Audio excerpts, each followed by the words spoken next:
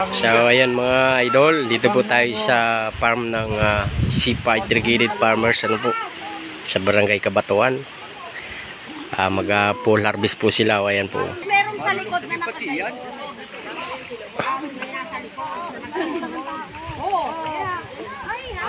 Nasa ibabaw yung net mo. Yun, kadali. Ay, liit. Oy, lagay mo sa timba. Yun. Ganyan po. Ay, grabe. Sarap nito.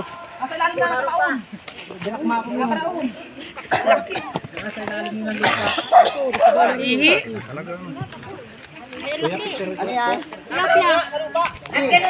Ay, di, hawak mo lang. Detachment commander. Yes. Ayos. Oh, lang huli. Ito. Oh, lalaki. Ano?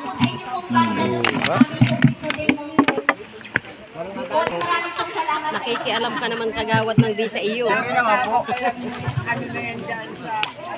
Oh, tilapia baga, paspak. Ayan, picture. Oh. Ayos. Ayan ang mga idol. Dahil hindi ho nila nabuksan yung pinakang minang paibasa nila. Ayan na po. Dinagsa na po sila ng mga mamimili ng tilapia. At maraming salamat po agad dun sa mga umorder po ng mga isda nila. Ay, grabe po. Congratulations po sa Sipa Integrated Farmers. Masasabi kong matagumpay ang kanilang pag-aalaga mga kababayan. Kasi nakapagpalaki po sila ng 2-1 kilo na wala pang 3 buwan po sa pag-aalaga. Ano po? Anoodin po natin ang kakatuwang pag-harvest nila. Kuya Ben, lagayan. Ayan na. Dami. Dami talaga. Yan. Ito na oh. Ito. Kay Kuya Alan. Dito, liliparan na. Iyon na sa baba mo. Ay, dami. Ito.